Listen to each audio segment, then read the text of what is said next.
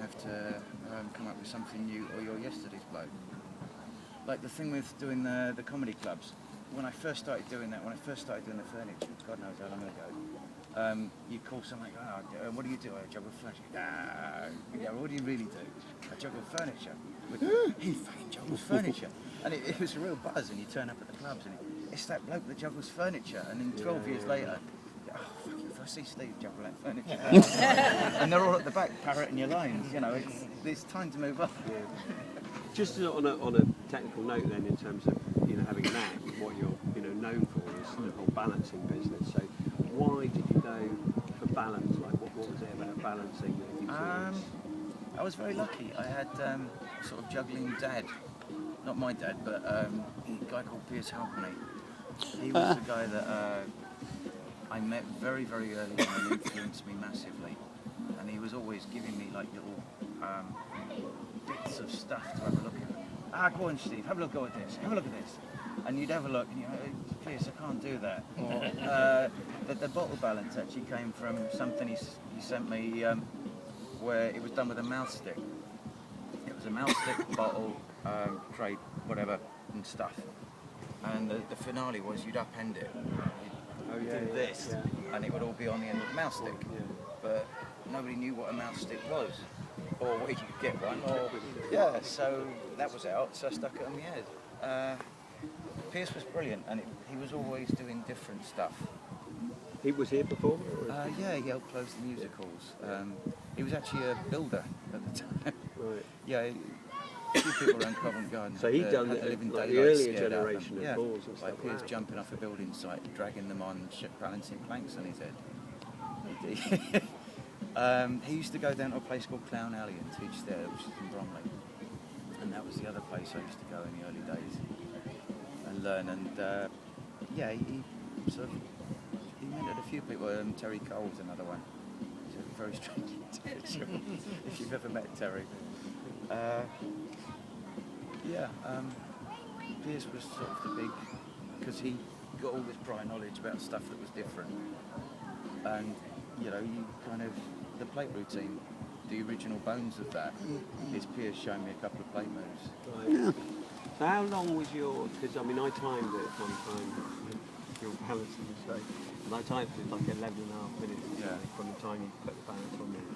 That's a long time to not be looking at your audience, you know, so you know, how do you hold it with a balance? Well, you can feel them, if that makes sense. You can feel the energy of the room, you can feel the constant, where the laughs are coming, you know where they should be coming, and you can feel if you're starting to lose them and you need to go faster, just by hearing the comebacks that you're getting.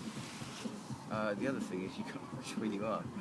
That's the biggie. Yeah. That's the more important one, is you got to watch where you are. Yeah.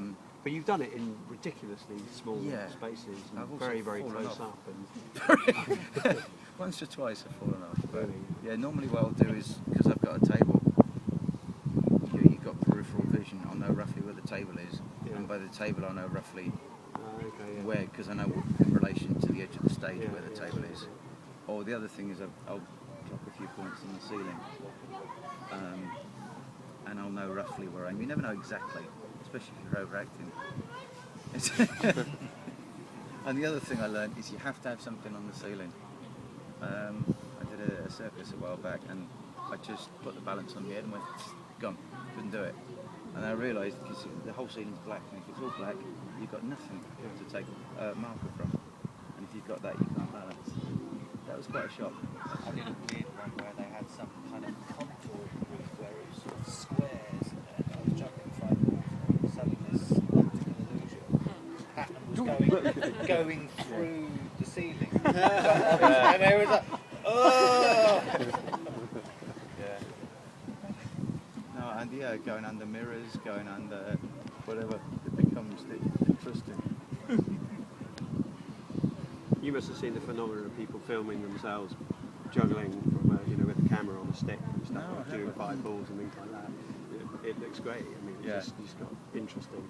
If you're filming down and somebody's doing it and this stuff's coming up at you, it's a good kind of optical thing.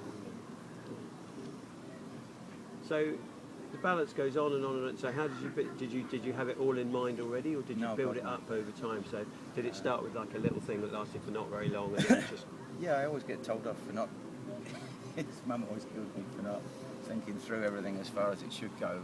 But you're never going to get it as far as it should go because you find where it should go. And for me, when you start performing it, you can have an idea and think, well, if I do this, it'll be quite funny, and this. But it's only when you start performing it that you start to realise where the gags are and what's funny, and it tends to be something will come out your mouth when you're performing it, and you remember that and you put it back in. Good at remembering stuff like that, or do you go away from stuff going? Normally. Do you write it down? So Yeah, normally. And script it? No, it's just if I've done a line and missed it. Right. If I've said something in the show and it's come out and it worked really well. It won't always work again. It may just be the circumstances you were in. But like you say, you can feel that. You can feel that. There was a time I think you told me about like doing the balance one time. Like shirt had come undone and somebody shouted, "Say, "Hey, fat bastard! That's Mr. Fat Bastard." To you, and you said you waited ages. Yeah, I'd had that line for years. Yeah. Oh, I cannot use that one then. Of course you can. It's a stock line, but it's one that I remember just in case. For all those, it used to be much more not fat bastard. Yeah, it'd be the most vile things they'd shout to you, and it was Mr. Wanker to you or whatever. It's just something nice about that line that they've been so offensive, but you've actually made it quite polite. But you've also said, "I'm actually better than you," in the nicest possible way. So remembering those lines, do you have to go and write them, or is it next time you're at that spot in the show you go, oh yeah, I use that. When do you actually? If it's, I tend to write it down, try and remember it, and at the time you think, oh God, I better remember that because that went really nicely. In the show, yeah. Like, I've got a whole show to go. Yeah, and it'll never be as funny again. I've used my best line right at the beginning. Yeah, it's like the progression is such that the original bottle balance, if you see it tonight, the bottle balance now, the original, I just, I put the bottles, the tray on my head, and I put the glasses up. You are here and you're doing it? Oh, Yeah, like good. Yeah. But yeah, originally I literally just put the 4 glasses on. Volunteer gave me the glasses. That was it, and it was okay. That's quite nice. And it's only so you were building. It was to build a big trick rather than the, Yeah, I think the best juggling shows, the best skills comedy are layers. It's layer upon layer, year after year, as you work it and find the funnier bits and the new bits, or the as each new bit comes on, you add it, and so it becomes this great big whole thing. But having said that, you can also go the other way and start trashing a routine that was really good. Not deliberately. It's if you've said the same thing over and over and over and over and over for such a long amount of time, you can then get to the point where you're putting lines in that aren't funny to other people, but they're funny to you. I got to get something out of this. Yeah, and you have to take them out. You have to, every now and again, you have to think, hang on a minute, and you have to look at the stuff that's there for you and go back to bones. That's again. also been, I mean, I find it like it was sarcastic in the audience. Yeah, and you just saying the stuff that you think is funny about that, and you go too far and you can feel the edge on it. Yeah. But it's not nice, Yeah. That's one of the reasons I quit doing the indoor cabaret circuit, was because it was becoming deeply unpleasant. Yeah. They were basically the kind of people that were going with stag and hen nights, and the kind of comedy that they wanted was making my really unpleasant. And it wasn't good, and it wasn't fun, and it wasn't nice. It was a contest every time. So it was nice to have somewhere else to go. So the audience changed, you feel, Yeah. in a way. They were originally. They so were then you're looking for an audience drunken, trendy yuppies for what you do. Yeah. No, they were quite smart as well. The early audiences, although they'd always shout and throw stuff or whatever, they were clever. They weren't stupid. They weren't aggressive and nasty. Yeah. Although thinking about the Tunnel Club. Yeah, but in general, you could do intelligent stuff. You didn't have to swear. You didn't have to be really crude to keep going. There was that thing as well with people said it in the Comedy Store. There was a turning point where everyone had been given a chance, and then it became like a bear baiting thing. Yeah, for a while. That was the thing about. I always wanted to close, because you do. All your idols close, and then when I did close, I realised it wasn't the best spot at top. The best spot in any show is end of the first half. Yeah. After that, you watch audience. Oh, they're lovely, they're lovely, they're lovely. And then you get on 20 minutes. Oh, they're so drunk. They're so drunk. It's just that tipping point. I don't know what it is, but and it's not always the case. But yeah, you can watch a great audience turn into like, I'll be happy this is over. So those people would have been in those venues as well. I kind of missed the initial Ben Elton's, Rick Mail, all those, and was in with the next lot, who would be, who was at the time. The great thing about the cabaret when it started was you could go in with anything.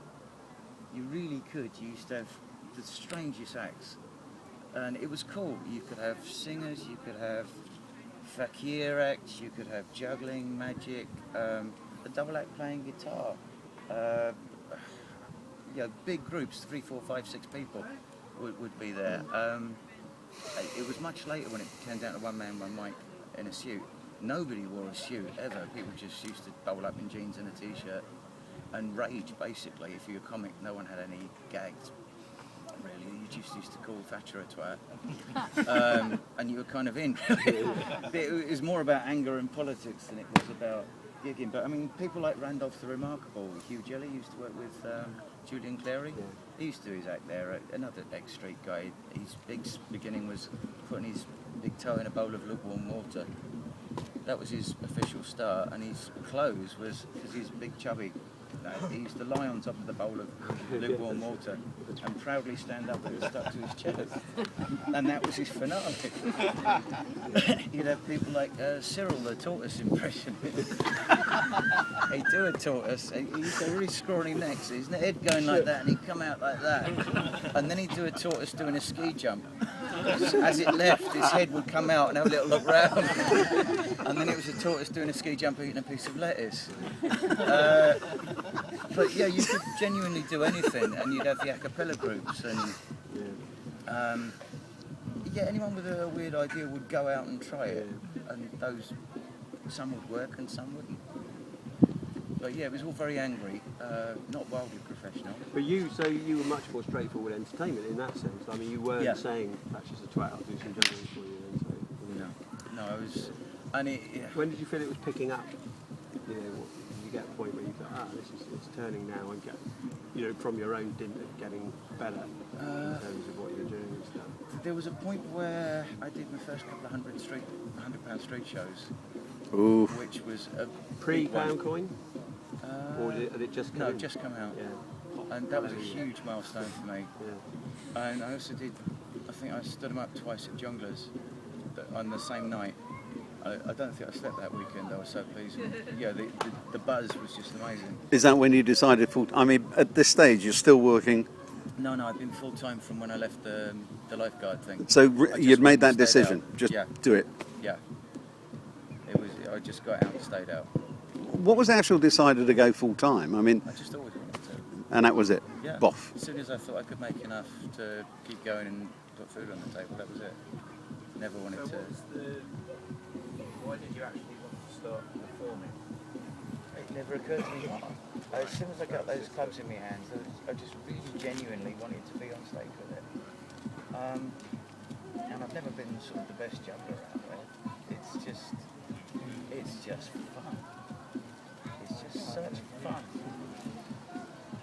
But some performers do find it not fun, hardly ever fun, if you believe what they say, which I don't. But a lot of people, it seems like a trial for a lot of people. Do you mean from a juggling point of view, or comedians? Yeah, it can be very lonely, especially doing the ships and that. It's when all your family's at home and you're, paradise, prisoner postcard essentially. It's very nice, but sometimes you'd just rather be home. But that's where the work's gone.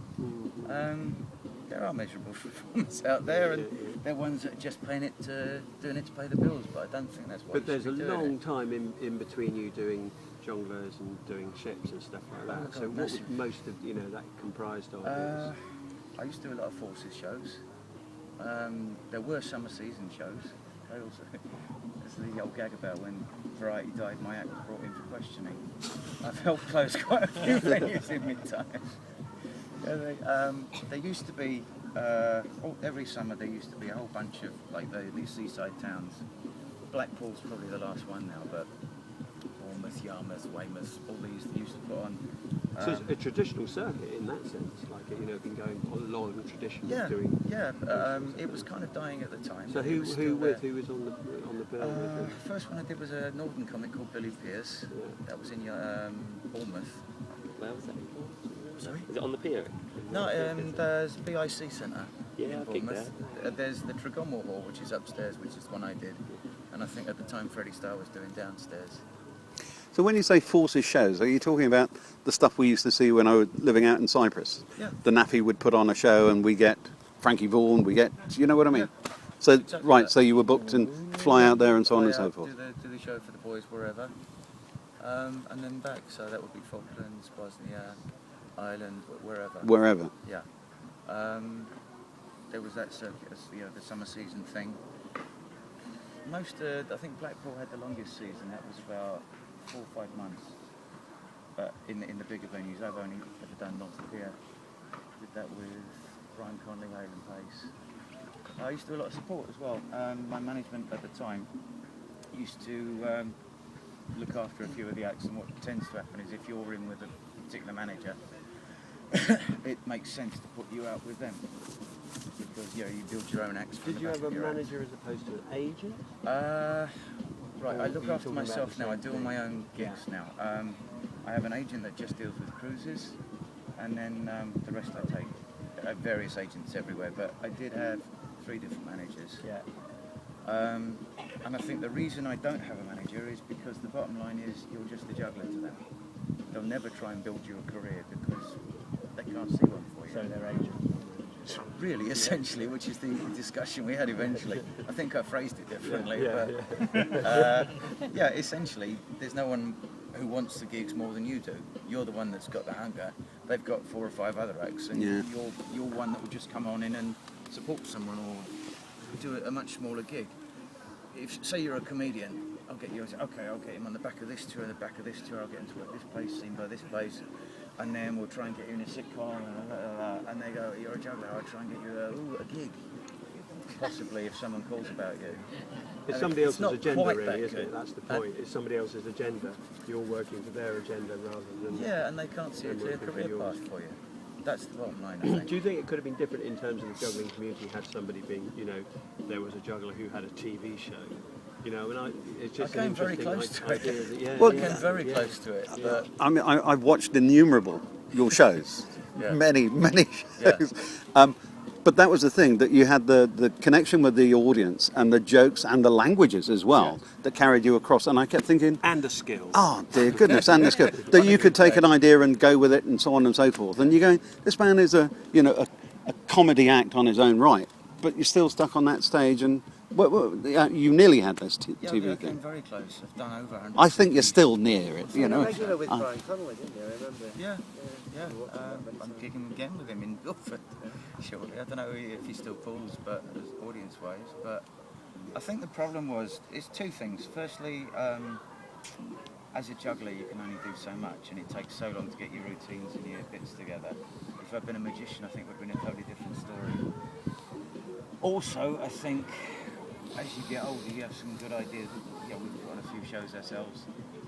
We had a show called Tossers that was up in Edinburgh.